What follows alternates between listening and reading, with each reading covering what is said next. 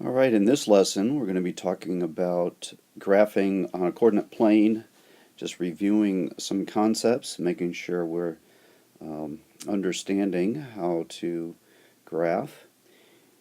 A few things. When we talk about a coordinate plane, we're talking about two perpendicular lines. Number lines, you can think of them as number lines. One is horizontal, and then one is vertical. And they do create perpendicular angles, right 90-degree angles. And you have the horizontal line is considered the x-axis. So this green line here is the x-axis. And the vertical number line is the y-axis. It creates four quadrants in the coordinate plane. The first quadrant is the quadrant there with the positives to the right and up, and then we go counterclockwise around, and that is considered the second quadrant, and this is the third quadrant, and then the fourth quadrant. The origin, that's a term you should be familiar with, is the intersection of the x and y axes. So your origin is right here, right where the two number lines or axes meet. Ordered pairs are two numbers that we usually write in parentheses, separated by a comma, and the ordered pairs identifies the point on the coordinate plane. As was just mentioned, it's written with parentheses, the x value first, followed by the y value. So there's two numbers, two values that are written. The origin, of course, is 0, 0. So 0 on the x-axis, 0 on the y-axis, and that is the point for the coordinate 0, 0. So the x-coordinate is that first number that's written in the ordered pair, the x value, and it indicates the distance from the origin, left or right. And so it moves along the x-axis to the left and to the right. So we're going the left and right movement there. And then the y-coordinate is the second number in our ordered pair. It indicates the distance above or below the horizontal axis. So it's going to be your up and down movement above and below the horizontal axis.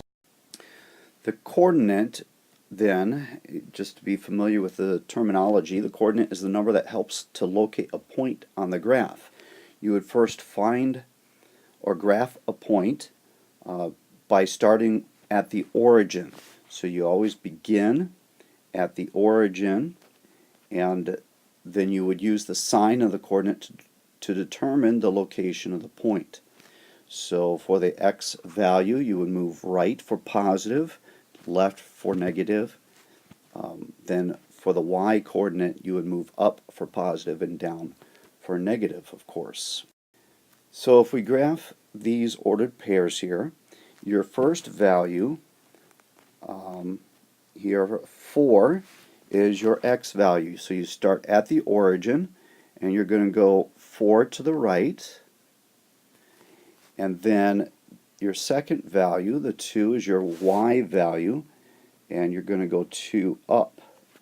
And so your coordinate, or your point for this coordinate, is 4, 2. And if we label our point, you would just label it with your ordered pair, and that is 4, 2. For negative 3, 0, again, your x value is negative 3, so you start at the origin, you go to the left 3, and your y value is 0, so you are not going to move up or down. And so your coordinate is right there on the x-axis. And to write that then, label it, you would simply write your ordered pair. Your independent value is your x value. It's the variable that can be chosen. The independent variable is also called the input value, And so it is the x value in your ordered pair, the first number in your ordered pair. Your dependent value, or variable, is the variable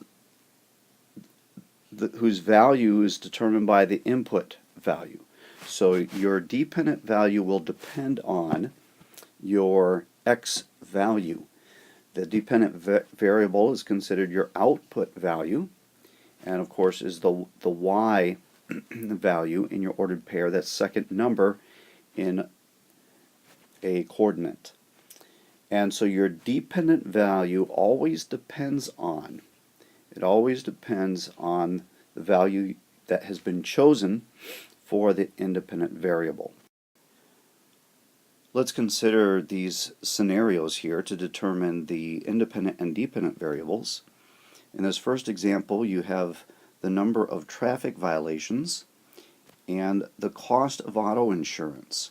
And so which one would be considered the independent variable and which one the dependent? Which one depends or is affected by the other? Would the number of traffic violations be dependent on the cost of auto insurance, or is the cost of auto insurance dependent on the traffic violations? Well, of course we would say violations then would be the independent variable, so that's independent, and then the cost of insurance, depending on the number of violations, the cost of insurance would be then your dependent variable. In the second example, you have your electric bill, total cost, and the kilowatts of electricity. Of course, your cost of electricity, what your bill is, depends on how much electricity you use. So the amount of electricity is your independent variable, and your bill, the cost for electricity, is your dependent variable. So when you have equations with two variables, your solution is an ordered pair that makes the equation true. So you're going to have two values, just as you have in this example down here at the bottom. You have an x value and you have a y value. You have two variables, and so your solution is an ordered pair because you're going to have an x value and a y value. That makes the equation true. And so you're actually going to have an infinite number of solutions. And your solutions can be found by putting in values for the independent variable x and finding out what the corresponding value is for y. So if we say that x equals -2, we put -2 in for x. So you have y equals 4 times -2 plus 2. If we simplify that, we get this. And so y is going to equal -6. So when x is -2, y equals -6. If we substitute x with 0, you're going to have y equals 4 times 0 plus 2. 4 times 0, of course, is 0, and so y is going to equal 2. If we put 2 in for x, 2 times 4 is 8, plus 2 is 10.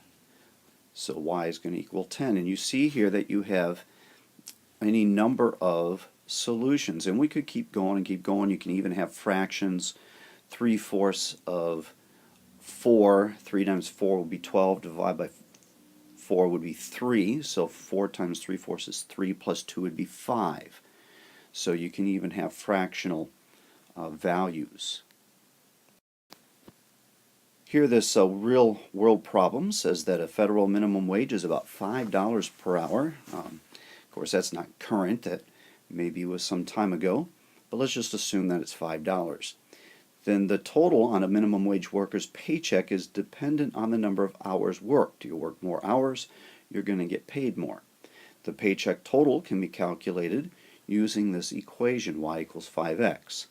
So it says find the pay for 1, 3, 5, and 8 hours of work, and then make a graph to represent the equation. So if we use y equals 5x and he works 1 hour. You put 1 in for x, 5 times x, and you're going to get $5. If he works 3 hours, 3 times 5 would be 15. He'll get paid $15. If he works 5 hours, he'll get paid $25. 8 hours, he'll get paid $40. And you see here that we get these ordered pairs, and then those can be graphed on a coordinate plane. So our ordered pairs in this problem, we had 1 hours, $5, 3 hours was 15, 5 was 25, and 8 was 40. So to graph this, let's make this 5, 10, 15, 20, 25, 30, 35. Make it a little easier to graph. So for 1 hour of work, that's our first number. So we would move from the origin to the right 1 and up 5. So that's right there. And then we go 3, 15 would graph there. The point 525 graphs here. And 840 graphs up in this area. And then we would draw a line from our origin. If you worked 0 hours, of course, you would not get paid anything. And so that is how we would graph the real world problem.